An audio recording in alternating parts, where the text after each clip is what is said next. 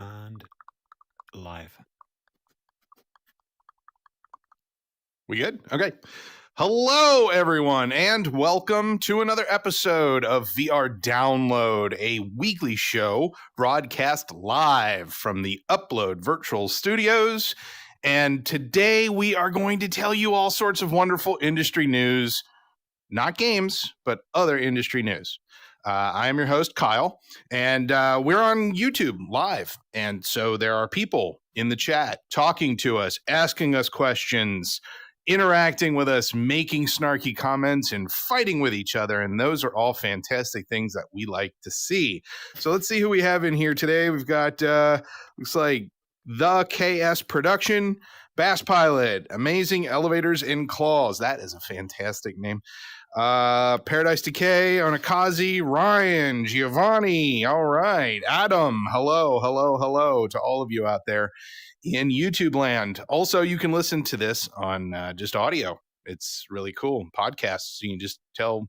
Heaney, what's the Siri Play VR Upload download. VR download? I think if you just say VR download, it should work. I haven't tried with Siri, but I've tried with Google Assistant and Alexa, and it did work on those. Okay, I've tried it with Siri. fantastic. That works as well, yeah. All right, well, let's introduce everybody else on the panel today. To my left. Hello, everyone. Ian Hamilton here. Thank you so much for joining us. Here are my hand signals that I love to give with our Oculus hand tracking. And I was just checking this out. Watch. We can now clap. Golf clap. If we do like the polite British clapping. I wonder if who they trained their machine learning algorithms on, if they clap this way or something. But yeah, we couldn't really do that before with our hands just disappearing, and so it's another example of this stuff improving every week. Mark Zuckerberg is learning more about our hands every month. I bet. I'm David Heaney. I write about VR technology, and today I'm using the non-elite strap for Quest 2, which I hate because mine finally broke. That would be what the second or third strap-on staff to break. I can't remember. I think the third, yeah. To be fair, Facebook does offer free replacements, to be clear, if it breaks, but it's still quite an annoyance. Is mine the last one standing then on the team? Because mine has not broken yet as I abuse it. Just shake your head really fast and see if it can break it right on stream. Yeah, I'm not going to do that, but that's a good idea. I love it. All right. Well, things break. Screws fall out sometimes. The world's an imperfect place. That's a quote. Who knows the quote? All right. All right. Hello, Radical App Dev. I like that. D1360, Birdie, Bobby, and all the rest of the gang. Thanks for joining us on this episode. All right. Well, Ian, Heaney, are you ready to get into the news for this week? I'm getting thumbs up, which is awesome because you can do that in VR. I love it. I am. All Just to right. answer Giovanni's question here, yes, we are using Oculus Quest 60 Hertz high-frequency hand tracking. And the other person was asking whether it's Heaney's doing or Facebook's. And can you clarify how that customization works with the hand tracking again? A little bit of category A and a little bit of category B. So the system gives you high confidence and low confidence hand values. On the Oculus Store, they require you to only use the high value ones, though I think they're slowly changing that policy. And how we do it is we always accept the high confidence values, but we look at the low confidence values and decide, is this rational? Is this sensible? Could the hand really have just flown off into the distance? And if it isn't, we just ignore it. So in the end, quite a few apps do this approach, and in the end, what you get is quite a smooth hand tracking experience. Which is a beautiful thing, Heaney. Thank you. Because without it, I could only imagine what this would look like if I couldn't spaz my hands out like this without them disappearing. Oh, no, that one just disappeared. Of course, I stuck it behind my head. Hey, guys, before we get into the news, I was going to ask you a question. What'd you do on Saturday, Ian? Did anything fun happen on Saturday? Yeah, I was glued to my screen to watch the Upload VR showcase. I only really paid attention to I only knew about half of those revelations before they actually debuted in our show. Lots and lots of people out there watching our showcase. Incredible work from Xena and Jamie out there putting that together. And thank you so much to the devs who joined our showcase and brought their trailers to showcase them in our show. I am, the ones that were sort of in my area of, to cover and write about and get a story up related to the announcement. Demio has a new campaign coming later this month. Pistol Whip is going to do a bullet hell mode, which obviously I got my Pistol Whip mention here early into the podcast, but I cannot be more excited. B17 on your bingo card, everyone. B17.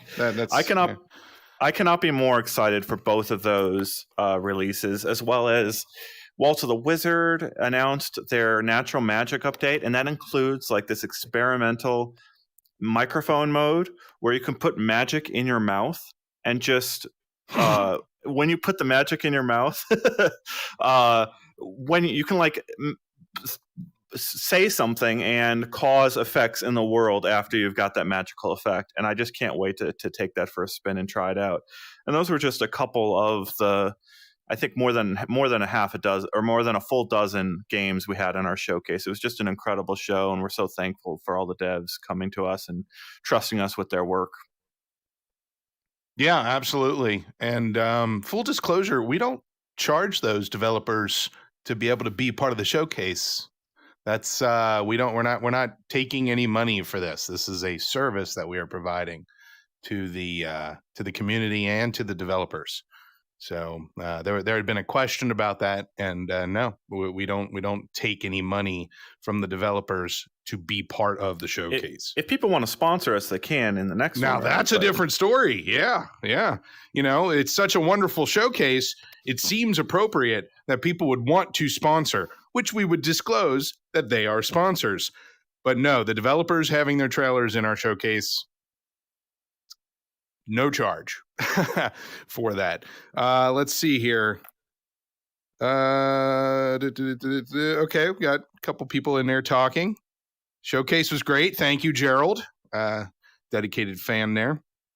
And, this comment here about no AAA games with exception of Sniper Elite and Ultra Old Resident Evil 4. A bit disappointing. That's an interesting comment, and I wish I had a screenshot of that Denny Unger tweet that he was tweeting out today. I saw that this morning. Yeah. Maybe I think I keyed in Heaney to go find a screenshot of it now, so we'll put it up on Stevie the TV. But this Denny was kind of commenting that devs out there are working with what they have, and there's plenty of devs out there that have AAA game ideas, but there's no one showing up with sort of the money to fund them to go and build it just yet. And so it's like Valve and its Half-Life Alyx, staffing, that's pretty rare to be able to do that. And if you go compare to like what Half-Life Alyx was to what Boneworks is, you can see like kind of like a gap in certain elements like voice acting. Like you can't really, that's such a small team being able to put together Boneworks and put all of their time and attention into this incredible physics engine driving that experience.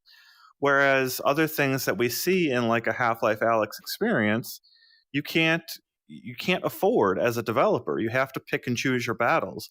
And this tweet from Denny, quote, hearing a lot of, quote, where's the next Alyx? Where's the next big VR game? It's important to recognize that many studios like ours, that would be Cloudhead Games, have those games sitting in limbo. Big ideas require big budgets, and we're maxing out what works to financially power big ideas later. And this is coming from the creator of, again, Pistol Whip, where you could see they started with a small idea. They started with like a scoped game with a certain number of songs, and they've just been perpetually adding to it over time. And that's kind of what they're getting at here, is that's as an indie studio, as a small studio, that's what's possible right now. And pulling off more than that requires someone to show up with a lot of money. And the only one that's doing that right now really is Facebook or Sony. Yeah, the whole concept of a AAA game, I struggle with this because many of us watched big, huge, monstrous games come out, and it's riddled with bugs and it needs patches immediately, and it takes 5 years for it to fully come to fruition after all of that. And then you've got Flappy Bird that showed up out of nowhere. One person who accidentally made a huge success of a game, and now there's a gazillion clones of it. That's not a AAA game. It made a jillion dollars, but it wasn't a AAA game. I feel like this desire for AAA, I don't understand it really, because some of the simplest games and the lowest budget games are some of the most crazily addictive. I mean, would you call Crossy Road a AAA game, or would you call I already mentioned Flappy Bird. What's that other one that with the gemstones that my mother played incessantly for years? I can't remember what it was, but I never played it, but a bunch of people did. Here, Adam is mentioning Gorilla Tag. That is a clever game. That is a very clever game. It's not AAA, and the graphics have much to be desired, but that's part of it. That's part of the experience. No, I don't. I totally get what you're coming from. It's one of these things that it's a legacy term that gamers use to throw around to critique whatever's out, and I don't like the term either. But I think this thing that I brought up is pretty clear. Like voice acting in particular is something that costs a lot of money to produce, and you can't really necessarily afford the actors and the studio time and multiple takes and getting everything just right into your timing unless you've got a big budget. And so you've got things like Doom 3, the port of Doom 3 with Dr. Beef out there bringing it to Quest, where that's an old game, but because it had so much budget behind it and voice acting and all these things put into it back in the day, it's actually a pretty incredible experience to go into it in VR, even decades after the original game came out. And that's like the type of thing that I think some of the players out there really want to see is some real depth to the world provided by those types of extra things. And to your point, it's like what we're seeing from developers. This is the thing I got out of our showcase. If you go and look at the bullet hell mode that I can't wait to play, and I think we should have Cloudhead, we should be doing a broadcast with them this week to get into that mode. So come back to us later this week to check that out. But look at Supernatural and look at that bullet hell mode, and I see similarities in the way developers are keying in on really fine-tuning their software to measure how like different people want and are able to move. So like some people don't want to have to move that much in VR, and you need to develop your software to fit those gamers. Well, some people want to move like crazy. They want to use the headset as like an exercise machine. And what we're seeing with the development of Pistol Whip is they're adding modifiers and systems so that people can play it any way they want. And if you go look at Supernatural, the things that you're hitting with the bats change based on how you're actually moving. And so like what you're seeing is the developers learning to fine-tune their software to serve a wider and wider range of people based on how much they want to move. And that's a completely different way of designing a system rather than like easy, medium, and hard difficulties right at the beginning of the game selection menu. Like that's traditional flat screen game design versus VR game design where you're keying in on this movement situation. And I think it's just remarkable seeing devs zero in on completely different games, zeroing on the same idea of making their games work for people that want to move very little and people that want to move quite a bit. Yeah, I agree with you. And all the costs and everything. I'll just tell you right now, if you're an indie dev out there and you're looking for cheap or free voice actors, I'm available. Have you played Smash Drums? That little no button? That's my voice, and I did that for free for that developer, and I was glad to do it. So if you're an indie developer out there, give me a buzz. Maybe I'll come and do your voices. I don't want to you. hear Kyle's voice in random VR games. That's going to give me nightmares. I'm just going to be in some game and hear you talk to me and look around. No, that's scary. No. No. Yes, that's in the game. All right. Well, you know what? This was all good and fun. Let's move on to the news. Here we go. News piece number 1. The Valve Index will be available in Australia from August. After almost 2 years, Australian customers will finally be able to purchase the Valve Index from August 18th via EB Games. Now, EB Games, is that Electronics Boutique, the old store? Did they get bought by GameStop and consolidated? Is that what that is? Does that still exist? No idea. Electronics Boutique. I have no idea what that's a thing. There was a store in my mall growing up, and it was like Babbage's, and then it switched to Electronics Boutique, and then it turned into a GameStop. I just assumed they were just buying each other.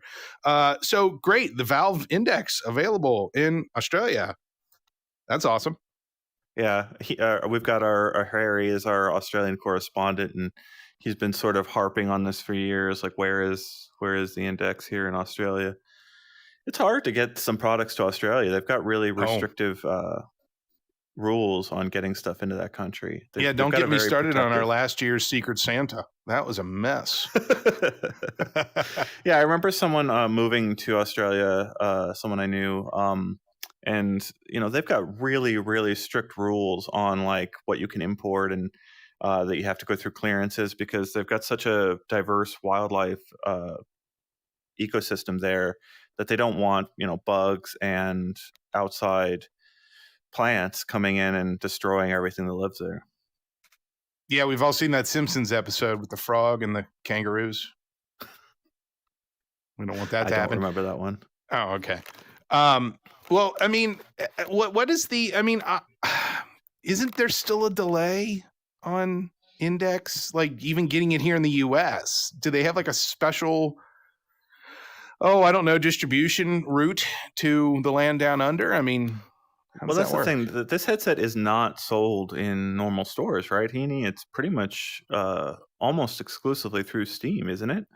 Yeah, with this Australia launch, this is the first time we've seen Valve sell through a retailer. I guess it makes more sense in that local market because, as you've alluded to, there are serious logistical challenges in shipping any consumer product in Australia just because of its location. I would assume EB Games, being a large electronics retailer there, is kind of used to that and has that down, and Valve doesn't really want to handle that themselves. The interesting thing about this to me is we're now 2 weeks off the 2-year anniversary of the Index.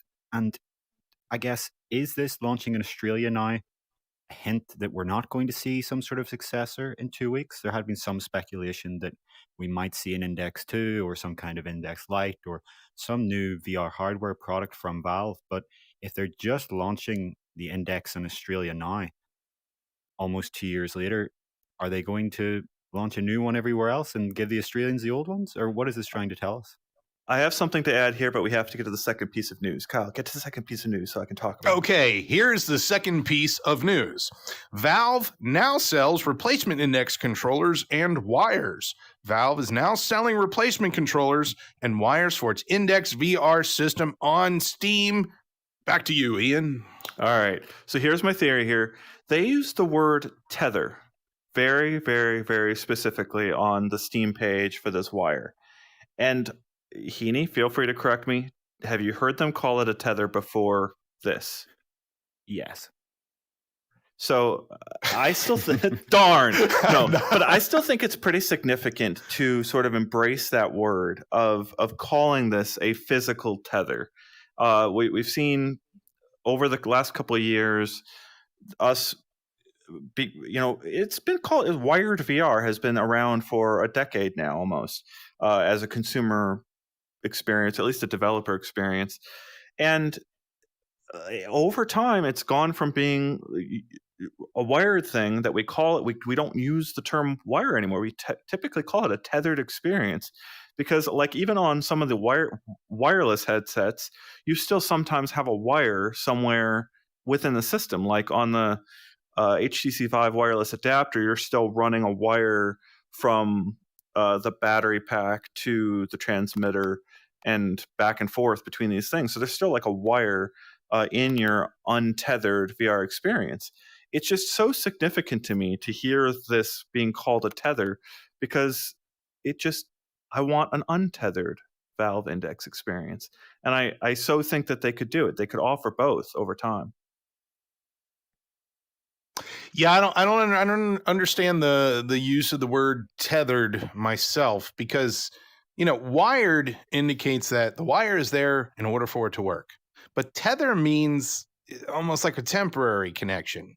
And use the word tethered indicates that there is an untethered option, like a free roaming. So who knows? Maybe we're not getting a new index. Maybe we're getting an index attachment. And that's why they need them down in Australia, because they need to be able to get it down there before the attachment is available. Just a theory. I would love that. Yep, that's what I'm sort of working towards too, and I really hope to see it, because we did confirm with Valve last year that they are working on wireless VR. I mean, they're very focused on it and trying to come up with a good solution. Obviously, Oculus chose, between their comments, Facebook chose not to pursue this wireless dongle solution and to just co-opt your existing Wi-Fi network. But there is like a solution there where you could have a great wireless experience with sort of dedicated hardware there. I certainly hope so, but I think you're reading a bit too much into them offering a replacement tether and calling it that in the Steam store. I guess the problem with Valve's wireless is that we've been hearing it for years. Here's a quote from Gabe Newell from February 2017. Wireless is a solved problem. My expectation is that wireless will be an add-on in 2017, and then it will be an integrated feature in 2018.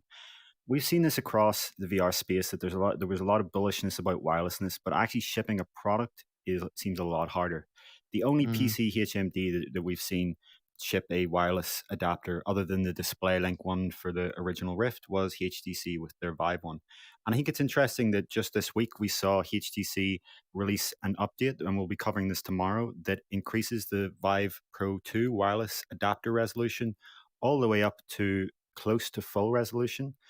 And I got to wonder, even if Valve does release a wireless adapter for this, which again, hopefully, but we haven't seen any indication of it, why would someone still want this headset over a Vive Pro 2 when a Vive Pro 2 has significantly higher resolution and it still has, decent wider field of view lenses? It is perplexing to me what Valve's hardware strategy is here. I kind of expected we would see Index fizzle out and then replacement be announced this year, but again, offering replacement tethers and replacement controllers alongside an Australia launch, it's very, very confusing, I would say. My biggest question is, if they do come out with a new headset to be the predecessor, no, the successor, child of the Index, Index 2 is not a good name.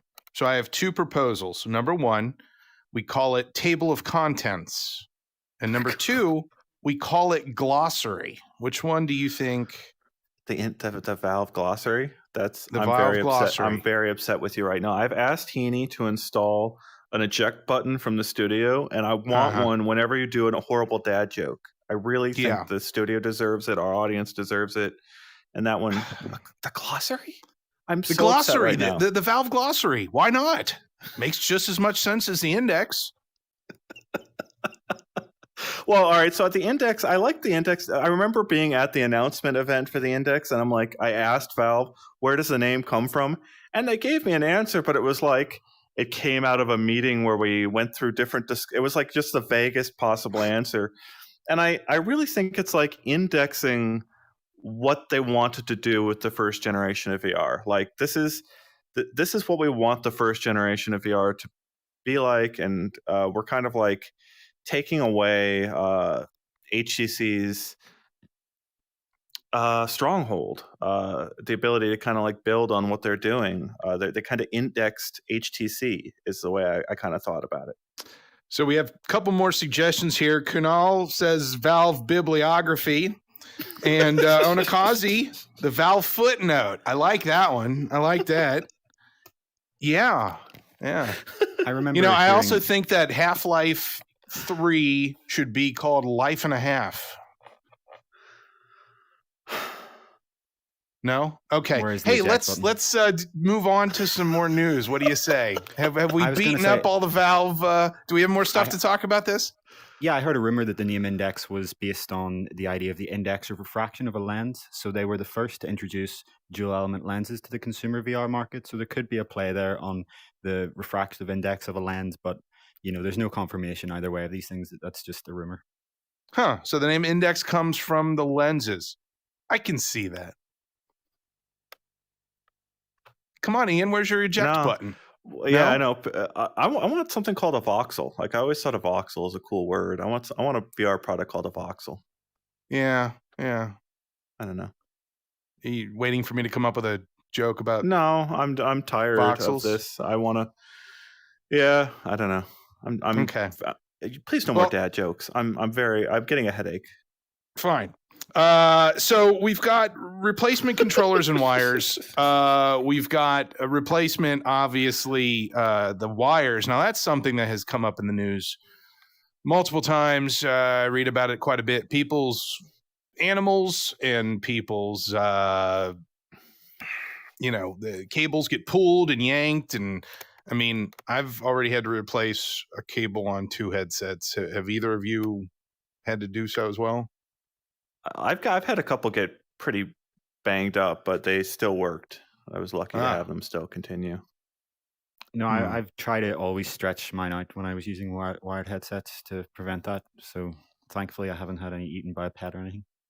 It feels like that's something that it should be available. Like the fact that we're saying this news now as the headset is end of life feels like that's something that should be available like right as the product comes out. Or am I just being ridiculous there? Yeah, no, you're right. It should have been, but it's one of these things where Gabe Newell himself has mentioned how the coronavirus first affected their production, and now we're in this chip shortage, global chip shortage, that it's just been kind of like an unending supply chain nightmare for these companies, and it has to have such a massive effect on long-term planning. Like if Valve had planned a follow-up product and they couldn't get enough supply for that product, do they skip straight ahead to a Valve standalone?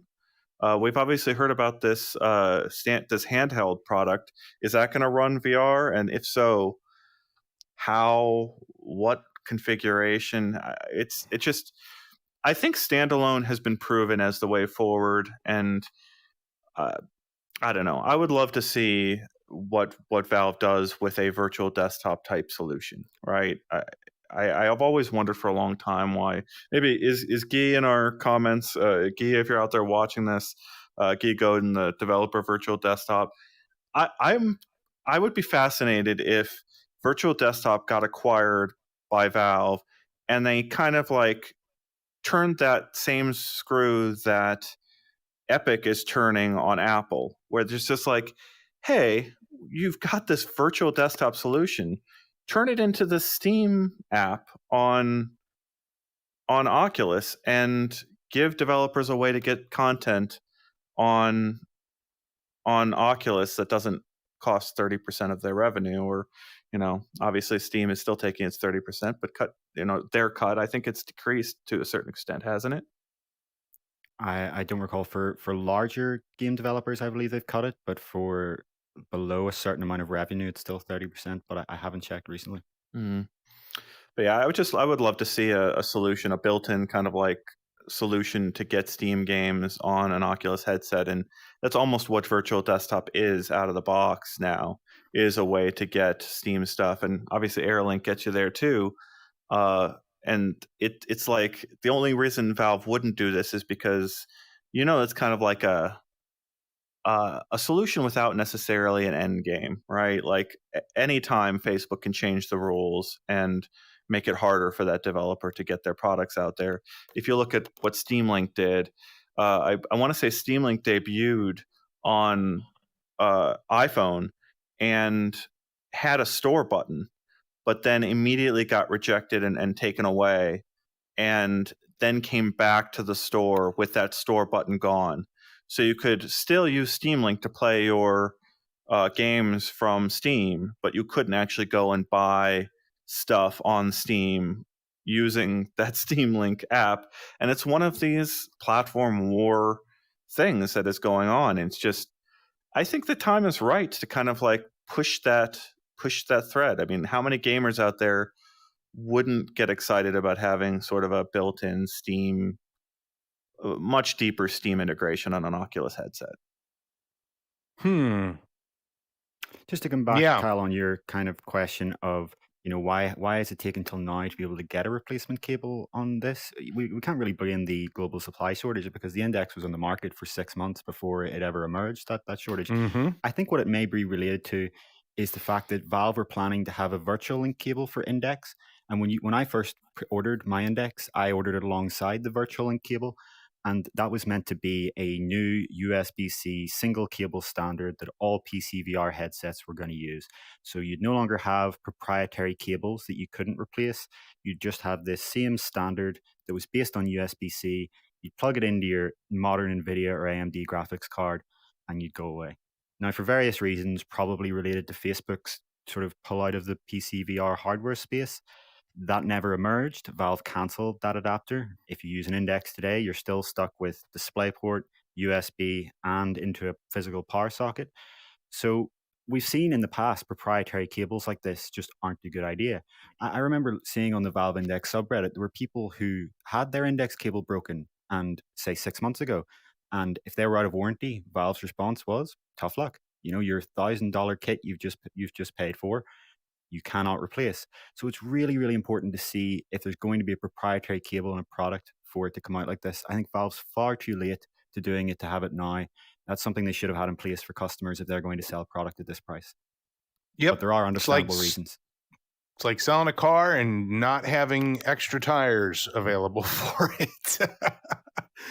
Oh man. Okay. Well, have we gotten to the end of the book here with Index stuff? Okay. Well, hey, let's move on then to the next piece of news. Oculus Quest maximum guardian size soon growing to 15 meters.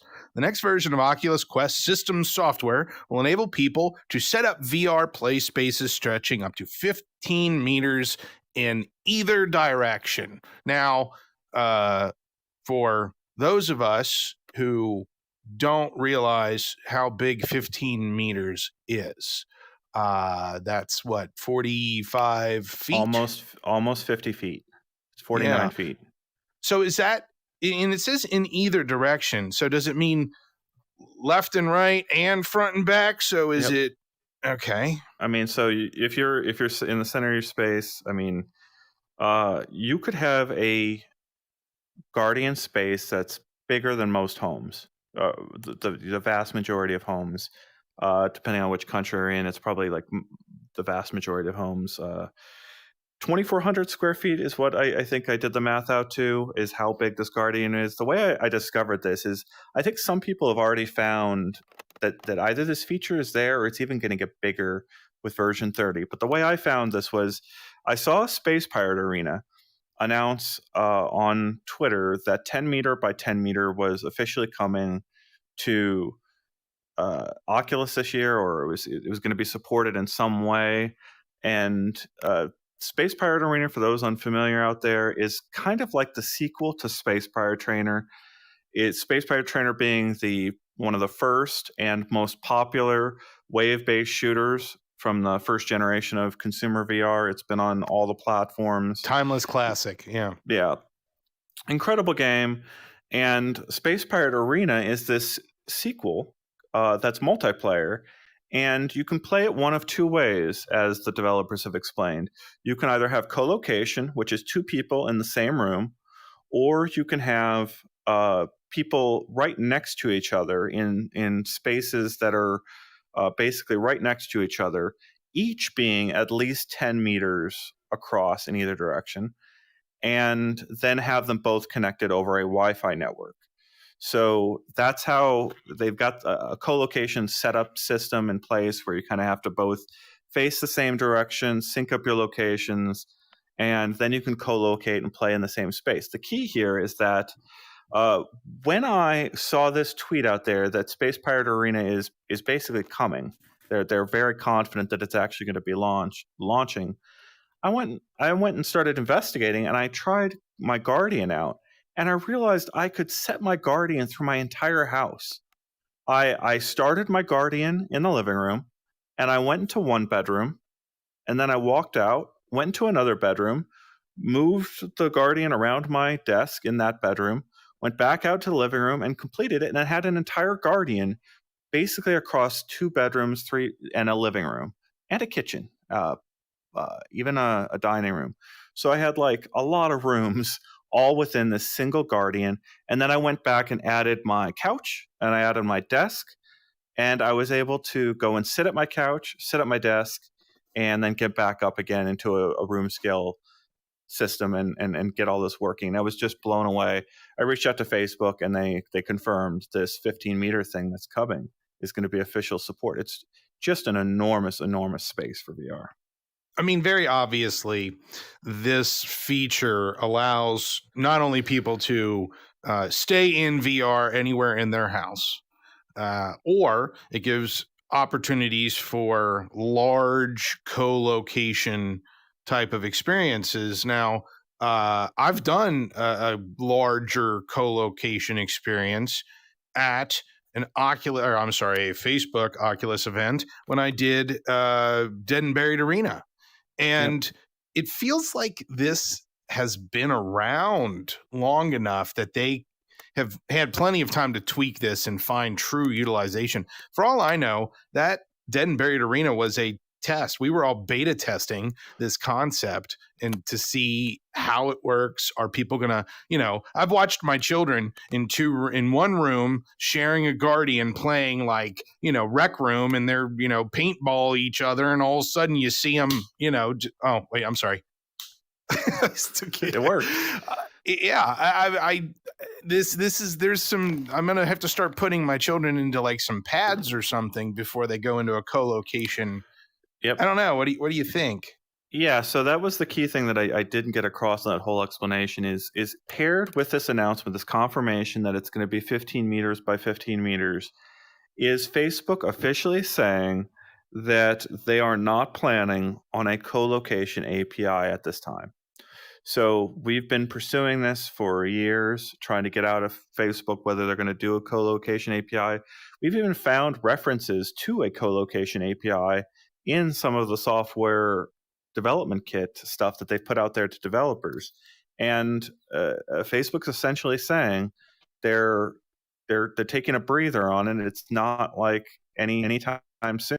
So and look at the documentation, Pirate Arena, the one that's at least live right now, is probably going to get updated once the app gets out there more broadly.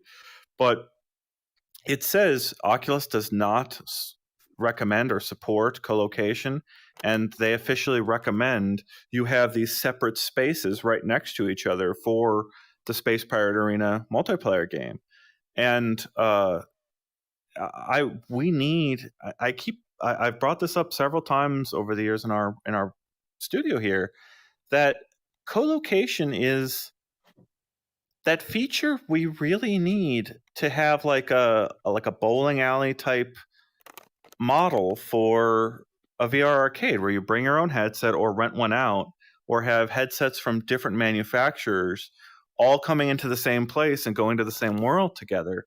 And until we have that, VR is going to be very siloed. You're going to be stuck in this platform war. And yeah, I'm standing behind this guy back at the Dead and Buried demo filming this because it was such a remarkable thing at the time. And one of the commenters in our video points out the reason why we don't have this as a consumer product is you watch one of these people in the background bump into a box on their way around this field. And it's like, you can't have that as a consumer product. You can't have people constantly bumping into things or running into each other at full speed. The thing about Space Pirate Arena is you're getting chased with a paintball gun. I mean, you're running at full speed in that thing. And so like you want to hide and like you need to be safe. And if the Guardian isn't ready to warn you at full speed of something that you're going to hit in that amount of time, it's just unethical for them to put out a product, regardless of legality. It's unethical to kind of like let people set themselves up for running into each other that way. Yeah, I think the awareness of slam or some form of like mapping of rooms has to be way, way, way better, because it can't physically stop you from hitting something, but it can definitely let you know that something is there. I mean, if somebody without a headset on runs full blast into a brick wall, that's not the wall's fault. That's the person from not seeing it. This was so much fun, and I enjoyed this experience so much. And I was really excited to see that this was going to be right around the corner, along with multicolored Quest headsets. And neither of them happened. And for whatever reason, maybe they did enough testing and they realized, oh no, too many people got hurt or potentially got hurt. We don't want to put this in the hands of, Joe and Jane consumer and expect them to not get hurt. I mean, anytime you're putting something over your head and hoping for the best, it's a risk you take for that experience. So I don't know. I would be a little bit more excited to, man, I haven't watched this whole thing in a while. This is, we're watching the Dead and Buried Arena for those of you on the audio only podcast. It's just a fantastic experience. This was, right? Huh?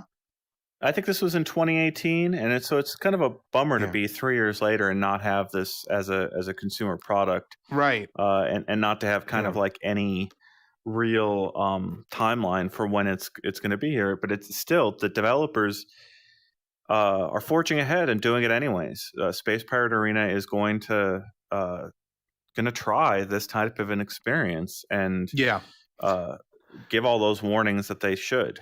So I have a quick question for you. Somebody mentioned in the comments here on YouTube, you mapped your room with a giant Guardian. That wasn't some like special beta version of the Oculus. That was just version 29, correct? I believe I was on 29. Yeah. And that's what I saw some of our commenters saying. I think I have this already now. Yeah. So some of our commenters are apparently able to set up really, really large Guardians. I feel like I should go up to the soccer field down the road and see how big of one I can produce. I'm sorry, football. Yep. Football, not soccer. Did I do that right, Heaney? Is that football? Yeah, okay. Football. Okay, not American football though. I think we would have seen co-location by now had it not been for the pandemic, just based on, as Ian mentioned, we saw it in the Oculus SDK referenced quite a few times over the years. It's not one of those things where I think they went, oh, it's a pandemic, let's scrap this feature. I just think if they have a list of features and they're trying to prioritize them, that if you've just got a pandemic, a thing where people are in person is not going to be the highest priority.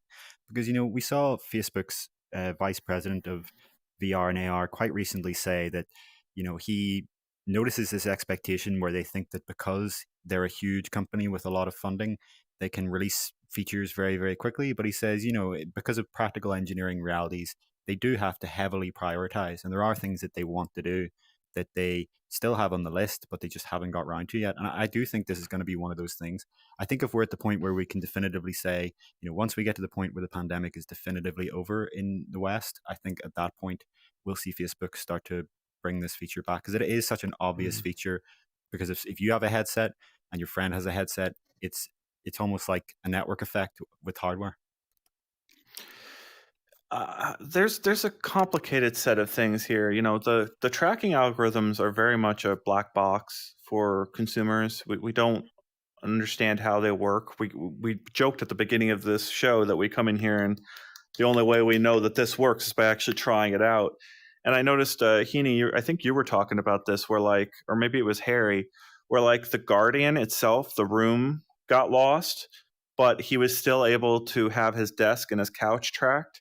So there was some kind of there's different systems operating there on the tracking level. One to track the, one set of computer vision stuff is tracking the desk and the couch, and another is used for the room. And there's all these like edge cases situations you can consider and think about, where imagine imagine you've got a vase, you've got a vase in the room, and the tracking algorithm has looked at that and found that as like one of the points of reference to hold you against, one of the key points in the room. And someone comes into the room while you're turned the other way and moves that 2 feet to the left. Mm-hmm. One headset sees it and the other headset doesn't. How does that system work? Does one person's guardian, when they look back at that, think that they're 2 feet off of that thing? And then, like, does it all break? Do the people now collide because their two guardians aren't synced up? There's a lot of those situations that can go really, really haywire if they haven't properly done years and years of development on this. So I understand why it isn't here yet. It's a bummer that we don't have it. Well, I think Yeah, go ahead, so Ian. I was just going to say, these systems are pretty resilient against small moves. If it wasn't, then when any other person was in your play space, your guardian would just go haywire. So it already knows how to ignore small movements and kind of dynamic objects. What it's looking for is if you see in this video here on screen, of all of these little feature points, you would have to have a majority of them to shift for it to lose it. And I really noticed that it's got a lot better. I wonder if one of the concerns isn't more knowing where you are in your environment, but the fact that the headset needs to know where the other person is. I wonder if the concern is not as much about bumping into your physical environment, but about bumping into the other person. Because yes, you can send that over a network, but say, for example, your Wi-Fi connection dropped for a few seconds, you would ideally want the headset itself to be tracking the other headset through computer vision rather than relying on a network value for where they are, because you want that ground truth of where exactly is this other huge person in my play space versus where are they just from a game perspective. So it'll be interesting to see if we see tracking of people, because we have seen guardian intrusion detection hinted. We've reported on this before and talked about this in this chat. We've seen from Basti564, a YouTuber, has dug into the Quest firmware and seen that there is a feature coming where if a human does walk into your room, or even a pet or anything larger than a human hand, you'll be alerted. So it could just be that they need these safety features to be ready before they can launch co-location. Couple things here. I'm noticing in our comments, we've got Chris from iIllusions. That's the Space Pirate Arena developer in our comments. We also have Smash Drums VR here. That's the drumming VR game. No. Both of them in our comments. Really? No. Yeah, that's awesome. It's fantastic. Hello to all of you out there. I want to make a point here. When you have co-location, you almost need a three-dimensional Venn diagram. You each have a sphere around you, and when you get to a certain point where those spheres cross, that suddenly sets off an alarm or disables or does something, pushes pause, because the two people have come together. It's like Time Cop. You can't occupy the same space. There, how's that? I think that there's a lot of precautions that they could put into this that they aren't in terms of making it easier to have the co-location. But yeah, we'll see. I'm going to go ahead and move on. Wait. Heaney's also found, this was another story we did. You want to explain this, Heaney, or should I? Oh, that was just what I was explaining before. This is what Basti564 found about the Guardian intrusion detection feature that's coming up. These are just the screenshots from the actual interface. So as you can see, it works over only your field of view. So the person would have to be in front of you. And here in this screenshot, they mentioned that anything larger than a human hand, so technically your cat, your dog, even a little toy remote control car, if it's bigger than your hand, should show up as long as your headset's facing it when this feature launches, which is probably sometime this year. But to be clear, we don't have any concrete information on a release date for this feature. See, the thing about this feature that I would love to understand is I would love to corner Andrew Bosworth or John Carmack and ask them about these types of features, because I think when you're a company at Facebook scale, you have to game out multiple things. It's not just developing the feature, but it's wondering whether you're going to get sued 2 years down the line for something going wrong with your system. So like, I really wonder whether I remember this back with Guardian. I remember some comment from someone at Facebook talking about them being, debating how much how liable is Facebook for the warnings that they're giving you about the Guardian you're setting up for yourself. And like, it's not just a technical thing, it's like a legal liability thing of just how responsible are these headset and software makers for what the people do with the headset on their head. Yeah, I would love to see you corner John Carmack and Boz. Some of my best videos. I've got this video on our timeline of me asking John Carmack about mobile positional tracking. Right, it's one of my favorite videos. One of the favorite things I ever done was getting Carmack at one of the earliest Oculus Connects, and other people are filming him, so I film him, and I've got my camera out, and I asked him, where is mobile positional tracking? And he says something to the effect of, I wished I had someone working on it for the past year. And he just comes out and bluntly says, like, there are other priorities. These people want to pursue other computer vision related products. And even today, he replied to me on Twitter saying he's never had executive control. He's never had direct reports his entire time at Facebook. It's just not what he wants to do. He wants to advise people this is the way forward. But it's just like, if they had people working on inside-out computer vision tracking, could we have had an Oculus Quest earlier? I don't know. That's one of the things I wonder about. Man, who knows? Yeah, he is more like a Jafar, like a vizier, not really in charge, but in the ear of the person in charge. I like that. All right, let's move on to our next big piece of news. We mentioned him earlier, Guy, with Virtual Desktop. It gets Synchronous Spacewarp on Quest 2. Virtual Desktop Beta now has Synchronous Spacewarp for Quest 2. It works similar to Airlink's asynchronous time warp, I think it is. ASW, yeah, is that right? Asynchronous Spacewarp. It is asynchronous spacewarp. Yeah, not time warp. Yeah, spacewarp. Time warp is for rotation of your head, whereas spacewarp is for the movement of the objects in the scene. All right, so I don't want to say time warp again, but it runs on the headset. Okay, so Synchronous Spacewarp for Virtual Desktop runs on the headset itself, so it doesn't have a PC performance cost. We tried it and found its extrapolation superior to ASW. Who tried it, Ian? Did Heaney? Yeah, I tried this. Guy gave me early access the day before. So let's try to think how to explain this feature. So if you're using Oculus AirLink or Oculus Link, or if you're using one of the Rift headsets, they have this feature called ASW, Asynchronous Spacewarp. And how it works is, say you're in a VR game, and let's just say for the sake of simplicity, your headset is 90 hertz. And the game is running very well because you're in a scene with lots of enemies. So you start to dip down into the 80s or the 70s, or in general, you start to notice stuttering. What ASW does, and Valve has a similar feature on Steam VR called motion smoothing, is it cuts your app's frame rate in half. So the game itself would now be rendering at 45 frames per second. And then every other frame is a synthetic frame generated by looking at the past motion and extrapolating it out. So just following, so say your hand is here, but it was moving this direction. For the synthetic frame, it will just draw your hand a little bit to the side. That's the same with any other objects in the scene. Now, Virtual Desktop is an alternative way to stream your PC VR games wirelessly to Quest, and it's been there for a lot longer than AirLink, and it's been there before even Facebook's wireless link. And Guy has been kind of constantly delivering, even since Link launched and even since AirLink launched, Guy has been delivering features faster and better than Facebook, just to be frank. As you know, I've been testing them both.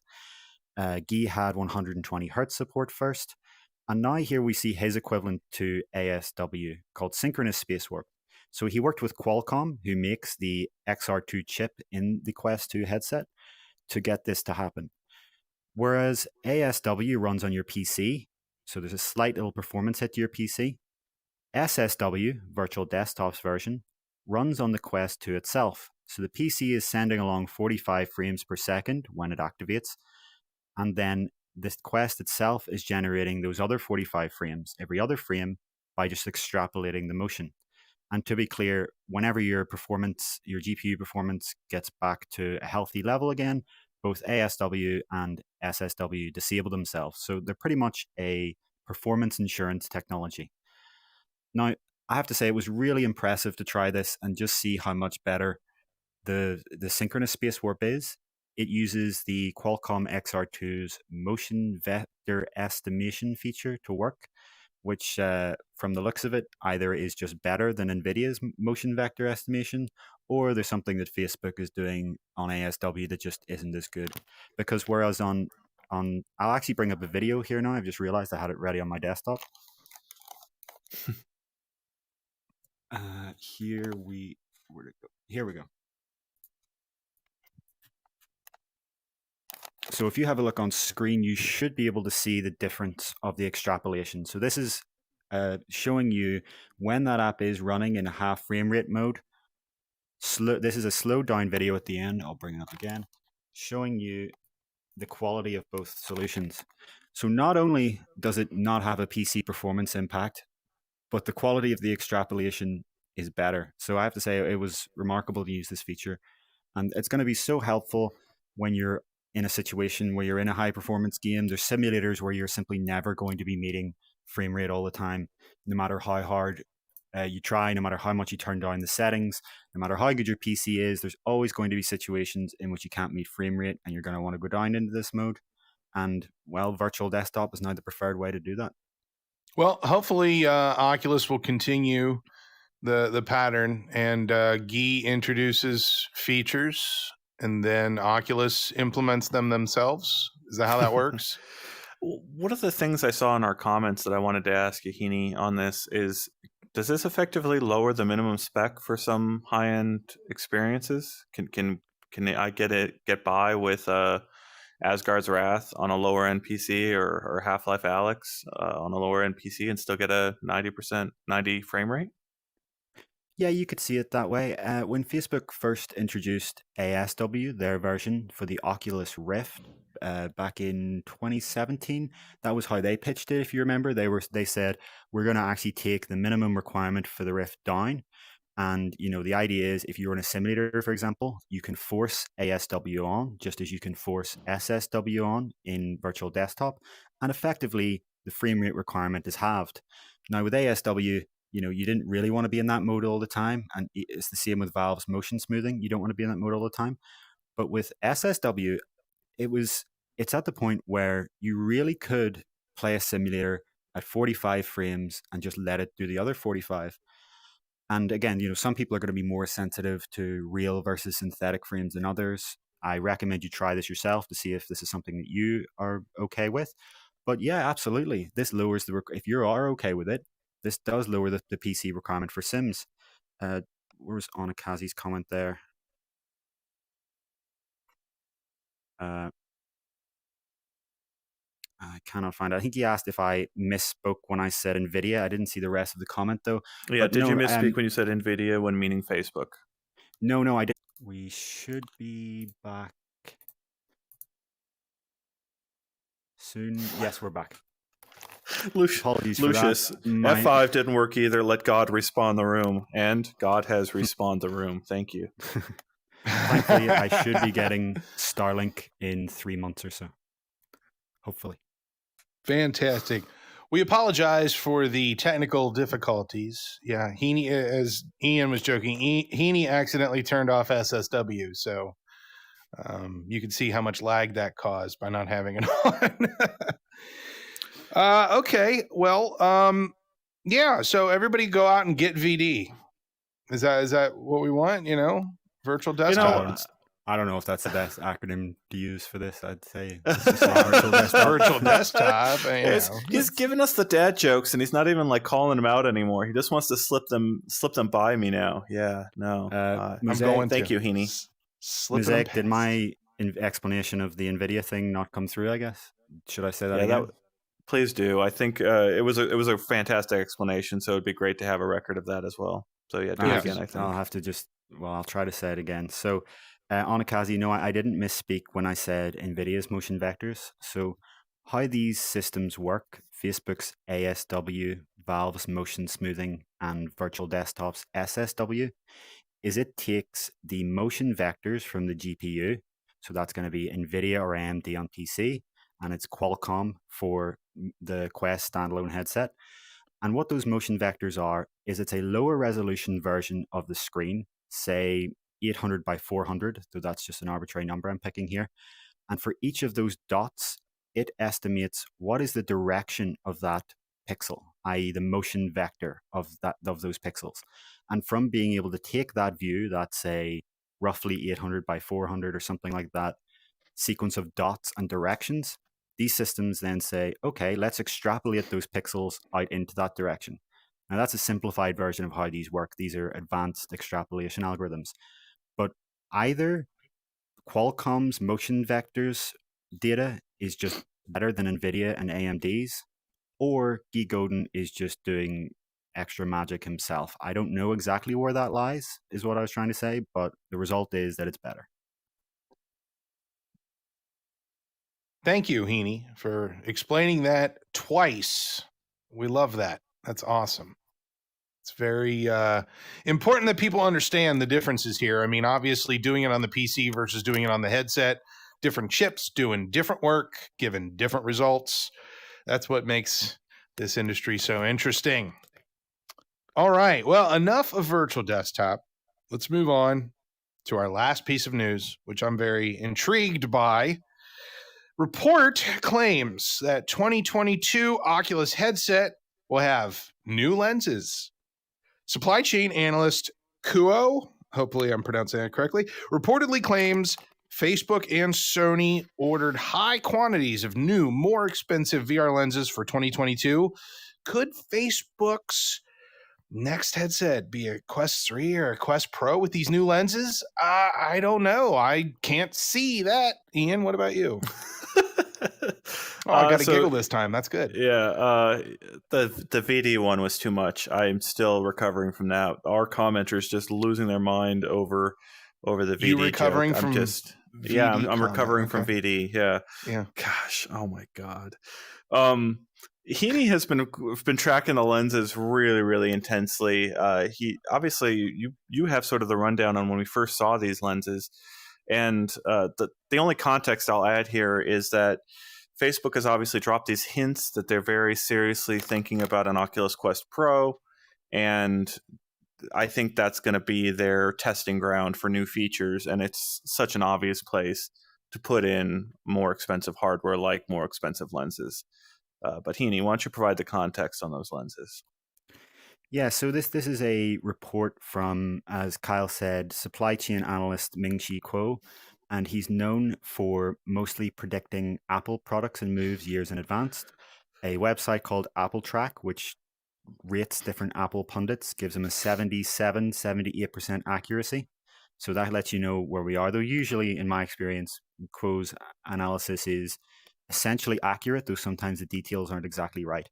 And the Android Central is the outlet that claims to have read this note from Kuo, and there's in their article you kind of have to separate what they claim to have seen and their own kind of interpretation of that. But what they have specifically claimed to have seen is a note saying that Facebook and Sony have ordered high quantities of new, more expensive VR lenses for 2022, next year. So this is interesting because the lenses and displays in many ways dictate not just the visual experience of a headset, but the design that's possible. And Facebook has actually used, as far as we can tell, the same lenses since Oculus Go. So there only has been in consumer Oculus headsets 2 lenses. There was the original Rift, which had its kind of hybrid Fresnel lenses with quite a heavy amount of God ray glare, as some people call it. And then we saw the Oculus Go in May 2018 release. And just before that, in late 2017, we had seen when they were announcing Go, Facebook, come out all kind of gung-ho about, here are our new next generation lenses. We haven't heard anything about lenses since. If you look at the lenses in the Rift S, the Quest, and the Quest 2. They look identical to Oculus Go's. We saw HTC just recently with the Vive Pro 2 and the Vive Focus 3 ship new lenses for the first time in quite a while. We know that the Vive Focus Plus had slightly refined lenses, but on the Pro 2 and the Vive Focus 3, those are entirely new lenses. They've widened out the field of view by about 10 degrees, although it's debatable depending on your head shape and how you measure. So if we're now seeing Facebook bring their next generation lenses next year, the question of what product that's in is obviously one question, but the other question is, what are they going to improve here? The fan favorite, and what I want, and I think what everyone in the chat wants to just say it out loud, is field of view. We all want wider field of view. But interestingly, Facebook's VP of VR, Andrew Bosworth, said in an Ask Me Anything session on Instagram back in March, he said, I actually think a taller field of view could be more impactful. So I wonder, was that an offhand comment, or is he trying to say, in combination with the fact that Facebook seems to have ordered a lot of new, more expensive lenses, was he trying to give a hint that what we're going to expect? He's also said in one of his conversations with John Carmack recently that there is no such thing as Quest 3, that Quest 2 will be on the market for a long while, but he did discuss the idea of a Quest Pro. So, this is a whole topic into itself, but what I wonder is, and this is kind of my speculation at this point, are we going to see this new lens, which Quo has noted is more expensive, in a Quest Pro first, and then when the price comes down, in a Quest 3? That's how I'm interpreting this situation in this group of facts. We don't know what these new lenses are. All we know is that they're more expensive and that Facebook has ordered a high quantity from next year in this report. So that's the facts. It could be a Quest Pro and then a Quest 3. It could just be a Quest 3. But what's clear is, from this report, if it's to be believed, Facebook is going to make its first leap in lenses since early 2018. And it could be something else too, like a Go 2, or even some new name that they throw on a new headset going forward. It would be a bit strange to use a more expensive lens in a Go, but it could. You're right. But I think the fact that we've seen Bosworth specifically name Quest Pro is a pretty big hint. What he said was it's not coming in 2021, which kind of, if we have new, more expensive lenses, a Quest Pro specifically named but not coming out in 2021, Quest 3 described as very, very sort of distinctly does not exist yet. Am I reading it wrong to say that this is pretty much comes together as a Quest Pro next year with bigger lenses? I think that's, yeah. Yeah, maybe February 2022 brings us a Pro, and then that should keep us at bay for a while. I mean, the length of time that the lifespan of each of these headsets. I mean, the Quest 2, it still has some decent staying power. I mean, other than huge leaps in features such as higher FOV, better wireless, faster processor, more RAM, all the stuff that ends up incrementally getting better as we go along. But the lenses are important. I am a bespectacled individual. I have terrible eyesight, and thank everybody in heaven for the ability that plastic lenses have come about, because I would have Coca-Cola bottles attached to my head right now if it wasn't for technology making lenses smaller. So to get the lenses to a better, more reasonable size, because you could go back to standard non-Fresnel aspheric lenses and you just have, the headset would be here. I'll turn this way. The screen would have to be way out here, to be able to get something decent. The whole idea of compactness, that's why the lenses have to be smaller, to bring the screen closer to you.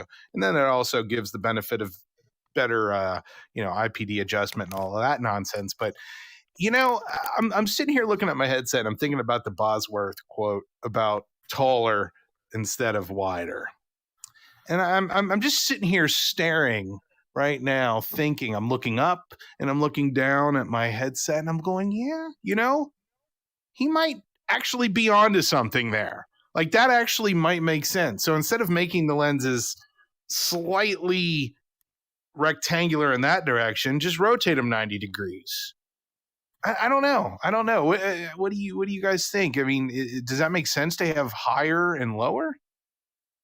Yeah, when I put my fingers here to test sort of the field of view of the current Quest 2, this is sort of the vertical field of view. When I hold them here, this is the horizontal field of view. And if I could have that field of view get a little bit taller, I'd be able to see a person standing full body right in front of me a little bit easier, get a little bit closer to another person without feeling like I need to like artificially put myself away from them in order to see them more completely. Lots of things could be improved if you're able to do that. I think there's the horizontal field of view. People are like, that gives you kind of peripheral situational awareness for shooters more significantly. But I think for kind of like social connection, vertical might have a big deal there. Well, Mosaic here in the chat is saying taller instead of wider is a nope.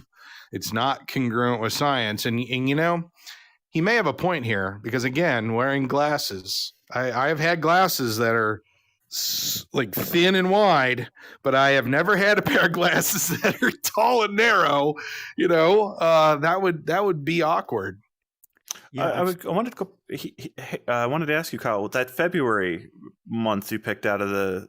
How did you pick out February 2022 for Quest Pro or whatever this is? What did you have any just random month, or what are you thinking for February? Totally random. If I end up being some sort of Nostradamus of VR here, then so be it. No, I don't know anything anybody else does. I just picked February because it's too far past. It's far enough past the holiday season, and it's too early for. I don't know. I just picked February randomly. Yeah. Okay. Well, it's a 1 in 12 chance. That's right. That's right. I like that. I've seen a lot of pushback, like Mosaic's comment here. You know, when this was first announced, when we saw Boz say this, there is a lot of kind of immediate reaction in the community of, you know, no, what we want is wider field of view, not taller. I would, and you know, Mosaic is saying it's not congruent with science, which I believe is alluding to the fact that human field of view is much wider than it is taller. And, you know, again, Kyle, you're saying, you know, you get glasses that are wide and not tall. Though to play devil's advocate, I do remember Valve noting in 2015 when they were doing talks about the THTC Vive that they'd actually found that taller field of view was more impactful. So if we're having the VP of Facebook Reality Labs, Valve back then, this isn't something I'm going to instantly rule out. What I would say is when you have those glasses, it's not like you can't see below you. It's that you just see in blurry below you and above you. I wonder, perhaps there are perceptual techniques, perhaps there is perceptual research to show that we do feel more in a world when we can see all the way up to the ceiling and the floor. I now that I'm remembering, I think that was Valve's note, that if you can see the floor while you're walking along, you'll actually feel significantly more in the world. Because say you're standing up and walking and you're looking forward into a world and you have to look up over a hill while you're still going forward, you can't actually see the floor anymore. All you're kind of seeing is geometry shoot past you. So there's this kind of feeling of separation. I'd be really curious to try a taller field of view versus a wider to know, but I wouldn't instantly dismiss it. I have the solution, a plus shaped lens to accommodate for both camps. So let me just throw this out there on the social. I'm going to give a better explanation here on what I meant by the social thing.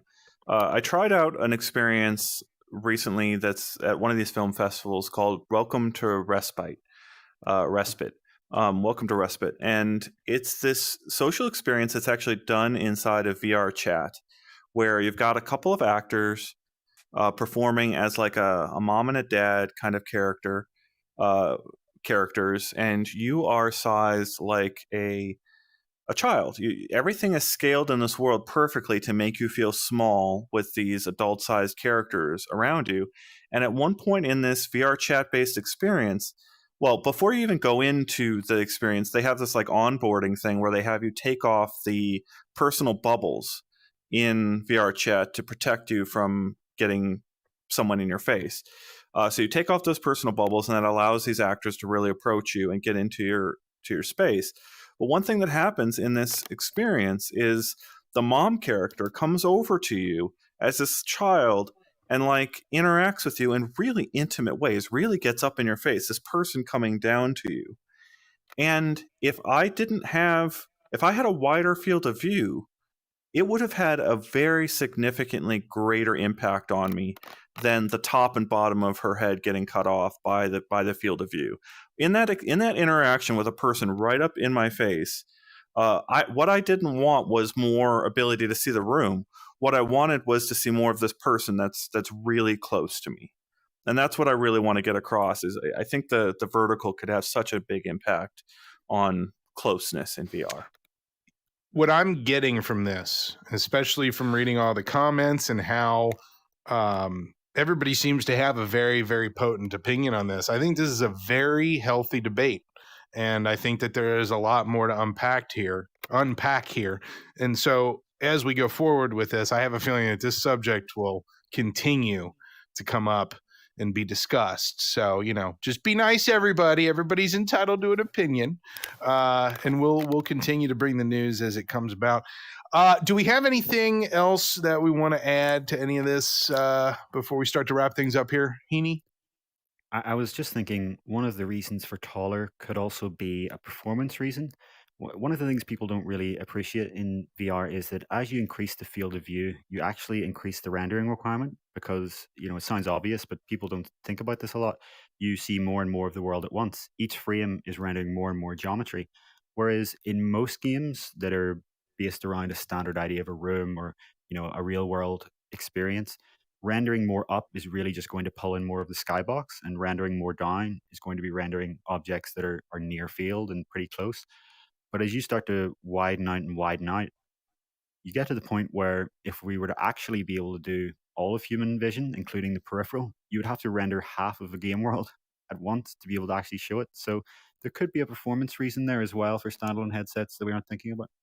And the eye tracking being the hand in hand with that, right? If you have eye tracking and foveated rendering in cooperation with the wider field of view, that's the only way you kind of push this forward. Like everyone has been hankering for this increased field of view for years now. But I remember this quote from one of the developers out there saying, like, not only do we have foveated rendering, but we have a real reason to use it on one of their latest devices.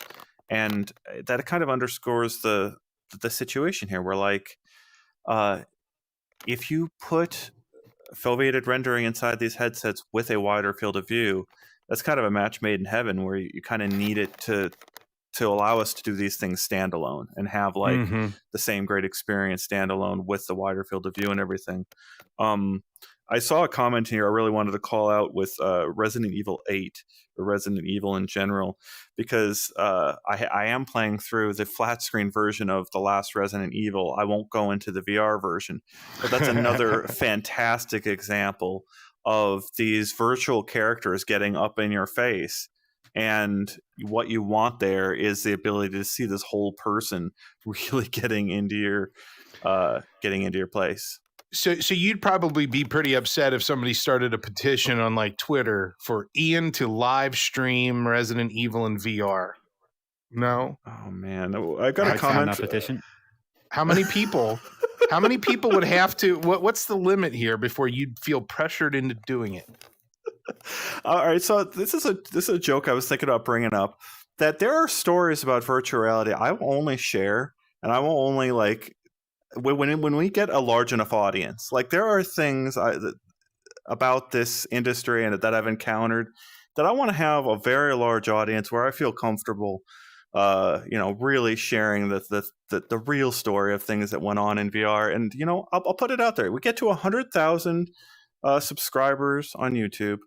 Yeah, I'll go do Resident Evil. Evil in VR. The rest of that stuff sounds like a really great behind the music type of documentary thing. Yeah. All the stories people haven't told, the stories you don't know. I like that. I'd watch that. I'd buy that for $1. All right. Well, I'll tell you what, we have had some fantastic conversation here between those of us in the studios, and then also all of you fantastic people making comments and conversing back and forth with each other, lively debate.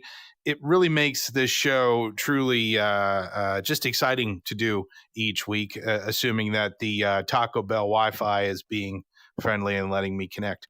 All right. So I don't know. Ian, do you have any final thoughts other than telling people they can still go watch the showcase? If they didn't catch it on Saturday live, they can go watch it now on Upload VR's YouTube page.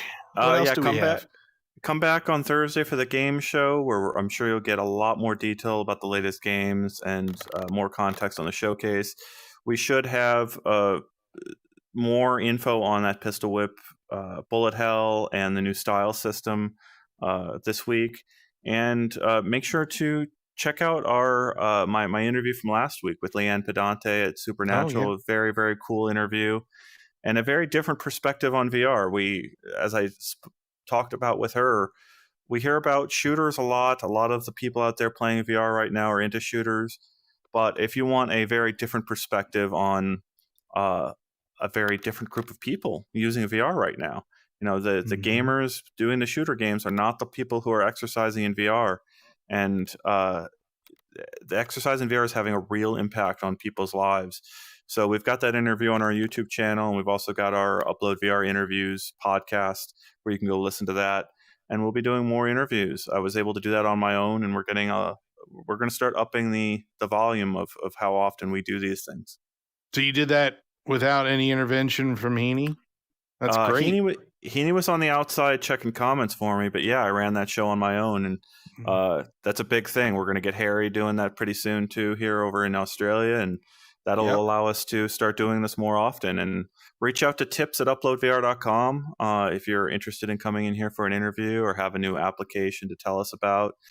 We can't promise we'll have you in here, but we would definitely want to hear new perspectives and new angles on how this VR space is working. Yeah, never hurts to ask. How about you, Heaney? Anything to add before we wrap this show up? I just echo what you said, and that thanks everyone for commenting. We do read them all. There's some really high quality of discussion in these chat like every week, and please join us again next week to talk more again about VR technology. Absolutely. So, and thanks to all the developers that come in here to, talk and hear us talk about your apps and your games. I know, we said that Smash Drums, Howdy, and Space Pirate, and plenty of others have come in here to hang out with us. So, all right, go check out uploadvr.com for all your latest news, reviews, comments, and interviews. And check out our YouTube, like, subscribe, comment, send us stuff in the mail. I don't know, whatever. All right. Thank you all very much for watching. We'll see you in the future.